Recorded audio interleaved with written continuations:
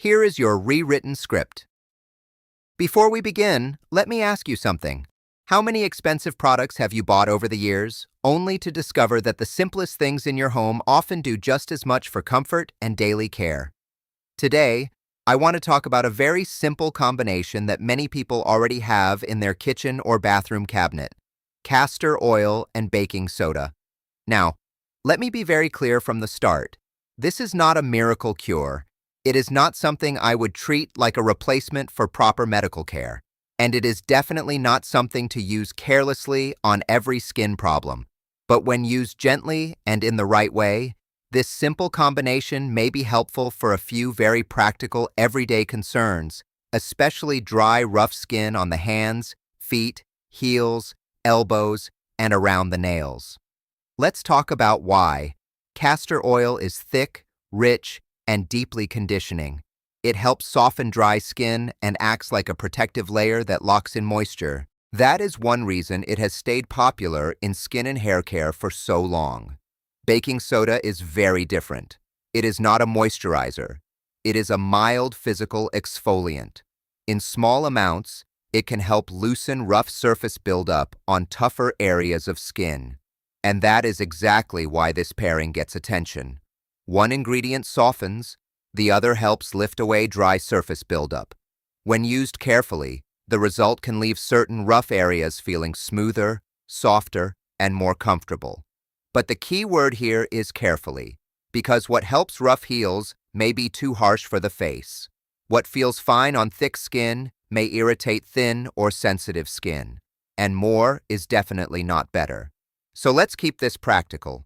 The first and most useful way to think about this mixture is as a simple treatment for rough heels, dry elbows, cracked knuckles, and thickened skin around the feet. If your heels feel dry and catch on your socks, or the skin around your hands feels rough after cleaning, weather changes, or frequent washing, this may be one of the easiest ways to give those areas extra attention. Here is the simple method. Mix 1 tablespoon of castor oil with about 1 teaspoon of baking soda to form a soft paste. Apply a small amount to the rough area and massage gently for about 30 to 60 seconds. Then let it sit briefly, around 5 to 10 minutes, before rinsing with lukewarm water. After that, apply a plain moisturizer if needed. You do not need to scrub hard. You do not need to leave it on for half the day. And you do not need to use it every day. For most people, a few times a week is more than enough. The second great use is around the nails and cuticles. As we get older, nails often become more brittle, and the skin around them may look dry, ragged, or uncomfortable. Castor oil alone can be helpful here because it softens the cuticle area and adds shine and flexibility. If you want to use the mixture, use only a tiny pinch of baking soda with a few drops of castor oil. Gently massage it into the cuticles for a minute or two, then rinse. This works best as a light polishing step, not a harsh scrub. The third practical use is for hands and feet as part of an evening self-care routine.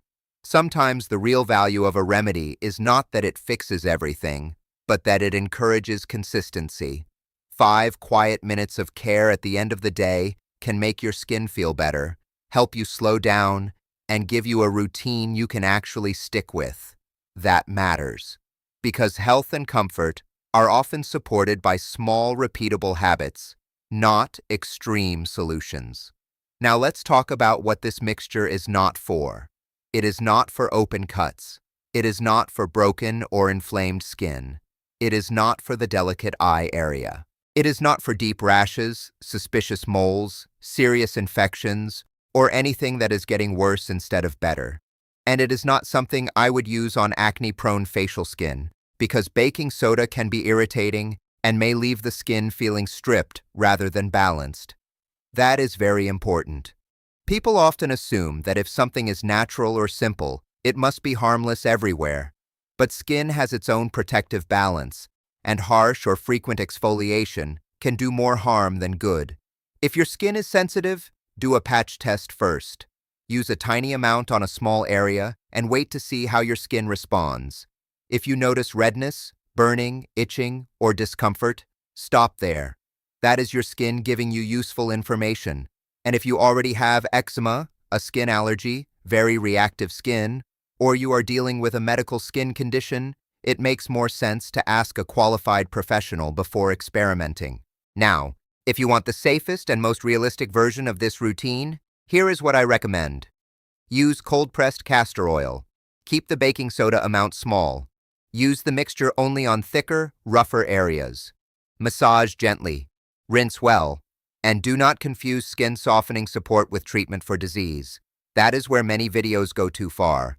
They start with a simple home remedy and turn it into a promise for everything from joint problems to circulation to chronic conditions. And that is not the responsible way to use information like this. Sometimes simple remedies are most helpful when we keep them simple. Dry heels, rough elbows, tired-looking hands, brittle cuticles, basic self-care. That is enough. So what is the real takeaway from today? Castor oil and baking soda can be a useful home care combination for certain rough, dry areas of skin when used gently and sparingly. Not because it is magic, not because it replaces proper treatment, but because one ingredient helps soften and the other helps remove some surface buildup. And when you use simple things wisely, they often do exactly what you need them to do. Nothing more, nothing less. Just quiet, practical support. Try it carefully. Use it where it makes sense. Pay attention to how your skin responds, and let consistency do the rest.